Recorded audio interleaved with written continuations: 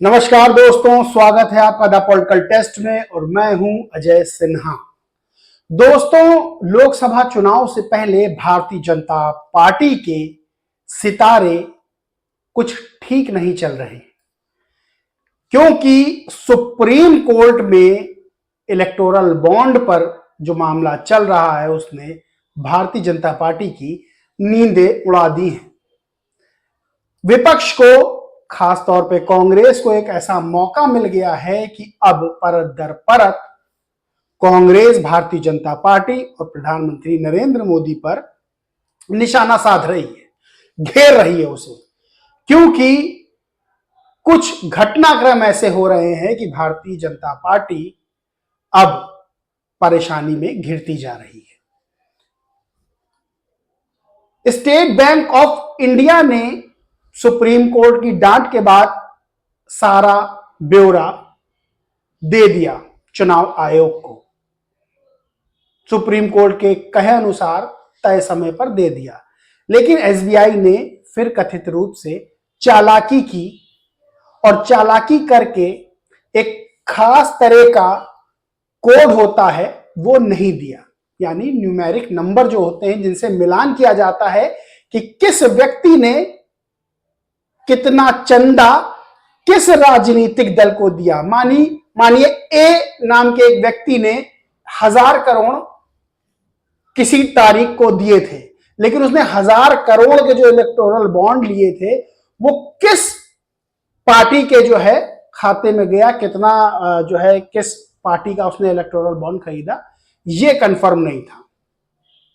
फिर supreme court ने सुनवाई की और सुप्रीम कोर्ट ने फिर लताड़ लगाई और कहा कि सोमवार को पूरा डेटा ये न्यूमेरिक नंबर वाला लेके आओ और चुनाव आयोग को दो। तो तुमने तो जो है फिर दिमाग लगाया, जब हम पूरा डेटा मांग रहे हैं, पूरी चीजें मांग रहे हैं, तो तुम भाई क्यों नहीं देते हो। तो ये हुआ कि पूरा डेटा जो है वो चुनाव आयोग को दिया जाए और इस पर सोमवार को सुनवाई करेगा। अब कांग्रेस ने बीजेपी पर हमला बोल दिया है और जो लिस्ट निकल के आई है कि किसने किसने कितने कितने रुपए दिए हैं वो चौंकाने वाली है। फ्यूचर गेमिंग, आपको बताते हैं पूरी लिस्ट असल में है क्या। जो फ्यूचर गेमिंग कंपनी है उसने सबसे ज्यादा चंदा दिया है, सबसे ज्यादा।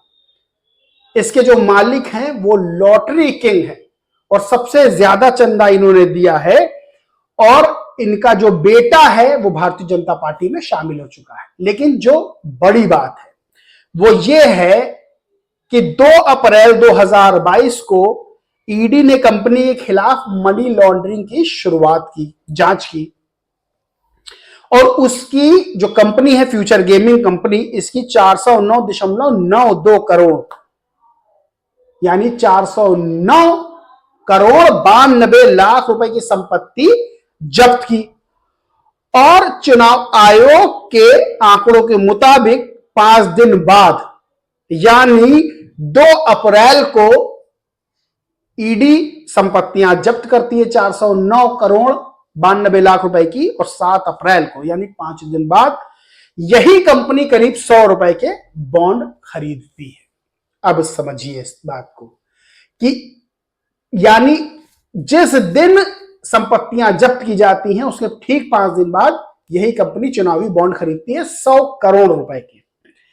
अब जयराम रमेश कांग्रेस के वरिष्ठ नेता हैं, उन्होंने कहा कि मेगा इंजीनियरिंग एंड इंफ्रा ने 800 रुपए चंदे में दिए हैं। यह सेकंड नंबर की कंपनी है। अप्रैल 2023 में कंपनी ने 140 करोड़ रुपए डोनेट किए। इसके ठीक 1 महीने के बाद कंपनी को 14,400 करोड़ रुपए का Thane Borivali twin tunnel project मिल गया। समझ लिए कि एक कंपनी जिस पर जांच एजेंसी का छापा पड़ता है 409 करोड़ 92 लाख रुपए उसकी संपत्ति जब्त की जाती है और उसके 5 दिन बाद वो 100 करोड़ रुपए के इलेक्टोरल बॉन्ड खरीदता है। एक तरीका ये, और दूसरा ये कि मेघा इंजीनियरिंग एंड इंफ्रा जो कंपनी है उसने 800 रुपए चंदे में दिए और अप्रैल 2023 में 140 करोड़ रुपए कंपनी ने डोनेट किए और उसके ठीक 1 महीने बाद कंपनी को 14,400 करोड़ रुपए का Thane Borivali twin tunnel project मिल गया जयराम रमेश के अनुसार।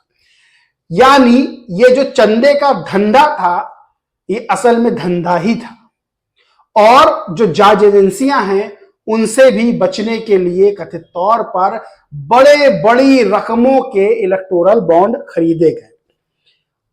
बाकायदा कांग्रेस ने एक लिस्ट निकाली जिसमें लिखा है छापामार वसूली।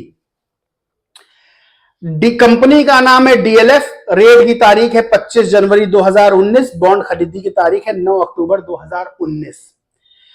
आईएफबी एग्रो 25 जून 2020 को रेड की तारीख है, यानी जांच एजेंसी की रेड होती है और बॉन्ड खरीदते हैं 8 अक्टूबर 2021 को। ऐसे ही यशोदा हॉस्पिटल है जिस पर रेड पड़ती है 26 दिसंबर 2020 को, अप्रैल 2021 में इलेक्टोरल बॉन्ड खरीदते हैं। ऐसी तरह जो है चेन्नई ग्रीनवुड्स है, जुलाई 2021 में रेड पड़ती है और 5 जनवरी 2020 को जो है ये इलेक्टोरल बॉन्ड खरीदते। पूरा खर्रा है, पूरा खर्रा। जिन कंपनियों पर रेड पड़ी और उसके कुछ ही समय बाद उन्होंने बड़ी मात्रा में इलेक्टोरल बॉन्ड खरीदे। कांग्रेस ने ट्वीट करके भी लिखा कि इलेक्टोरल बॉन्ड की जानकारी से बीजेपी सरकार की एक बात साफ हो जाती है, चंदा दो धंधा लो। जिन कंपनियों के खिलाफ ईडी, आईटी, सीबीआई को छोड़ा गया है उन्हीं कंपनियों ने भारी मात्रा में इलेक्टोरल बॉन्ड्स खरीदे हैं। यह बीजेपी की हफ्ता वसूली को साबित करता है। जयराम रमेश ने प्रेस कॉन्फ्रेंस की थी जिसको कांग्रेस ने ट्वीट किया।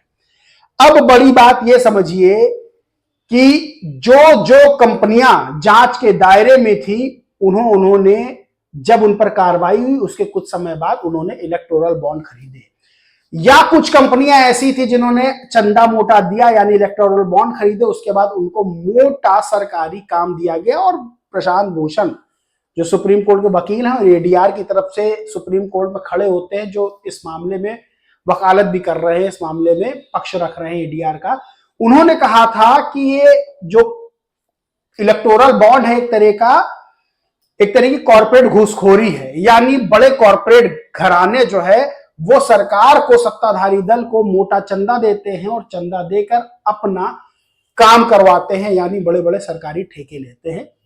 और मेघा जो कंपनी है जो जयराम रमेश ने बताई उसके साथ सेम ये केस देखने को मिल रहा है। वहीं जो फ्यूचर जो कंपनी है फ्यूचर गेमिंग, उसके ने भी जो है जांच के बाद 100 करोड़ के जो है वो इलेक्टोरल बॉन्ड्स तो खरीदे। उनका बेटा भी जो मालिक हैं उसके लॉटरी के, उनका बेटा भी बीजेपी में शामिल हुआ। सुप्रीम कोर्ट इस मामले को बहुत गंभीरता से ले रहा है और तभी उसने कहा है कि सोमवार को फिर इस पे सुनवाई करेंगे। पूरा डेटा क्यों नहीं दिया, क्योंकि अभी इस लिस्ट के बाद सोचिए इतना हंगामा हो रहा है और भारतीय जनता पार्टी चारों तरफ से विपक्ष से घिरती जा रही है। वहीं जो अब बड़ी चीज है वो ये है कि जैसे ही वो जो खास न्यूमेरिक नंबर है, जो कोड है, जो एसबीआई ने अभी तक नहीं दिया है, वो सुप्रीम कोर्ट को बताएगा क्यों नहीं दिया, और जैसे ही चुनाव आयोग को देगा तो ये भी पता चल जाएगा कि मानिए किसी कंपनी ने 1000 करोड़ दिए हैं तो उसने किस पार्टी को कितना चंदा दिया है। और सबसे बड़ी बात यह है कि सबसे ज्यादा चंदे के रूप में भारतीय जनता पार्टी को ही चंदा दिया गया है, जो और सवाल खड़े करता है और विपक्ष जो है इस बात पर और हमलावर है। और जब सुप्रीम कोर्ट ने बात कही थी कि इलेक्टोरल बॉन्ड असंवैधानिक हैं, तभी विपक्ष ने इसका तगड़ा स्वागत किया था। और इस सुनवाई से पहले जब सुप्रीम कोर्ट में मामला चल रहा था, इस असंवैधानिक कहने से पहले जब सुप्रीम कोर्ट में मामला चल रहा था, तब सरकार ने ही ये बात कही थी कि इलेक्टोरल बॉन्ड से मिले चंदे के बारे में जानने का अधिकार देश की जनता को नहीं है। ये कुछ चीजें हैं जो सवालिया निशान खड़े कर रही हैं। और अब जो लिस्ट आई है उसने काफी चीजों पर जो है बीजेपी को जो है विपक्ष के घेरे में ला दिया है। और अब जब न्यूमेरिक नंबर जो खास तरह का कोड है वो जो है एसबीआई चुनाव आयोग को देगा, तो ये भी साफ हो जाएगा कितने 1000 करोड़ जो है वो किस राजनीतिक दल को मिले हैं। इस मामले में दोस्तों आपका क्या कहना है, क्या मानना है, कमेंट करके जरूर बताएं, क्योंकि ठीक चुनाव से पहले इलेक्टोरल बॉन्ड का मामला जो गरमा रहा है, जो चंदे का मामला गरमा रहा है, जो कांग्रेस ने कहा है कि ये बीजेपी की हफ्ता वसूली थी, बीजेपी चंदे का धंधा कर रही है, चंदा लो, चंदा दो और काम लो, ये वाली जो बातें हो रही हैं, इस पर आपका क्या मानना है, क्या कहना है, कमेंट करके जरूर बताएं। क्योंकि इस समय अगर चुनाव से पहले जो सबसे बड़ा कोई मुद्दा है तो वो इलेक्टोरल बॉन्ड है, और कोई मुद्दा इसके आगे नहीं है। क्योंकि आपको भी पता है चुनाव में पैसे की बहुत जरूरत होती है, और जब हजारों करोड़ की बात हो तब ये साफ हो जाती है कि जनता को भी जानने का अधिकार है, और सुप्रीम कोर्ट इस बात पर अडिग है कि वो जनता को ये बात जनवा रहेगा कि राजनीतिक दलों को किन किन ने कितना कितना रुपया कब कब दिया है, और किस किस राजनीतिक दल की झोली में चंदे का पैसा कितना कितना गया है। और यह भी साफ हो जाएगा कि कौन कौन से लोग चंदा देकर अपना निजी स्वार्थ पूरा कर रहे हैं।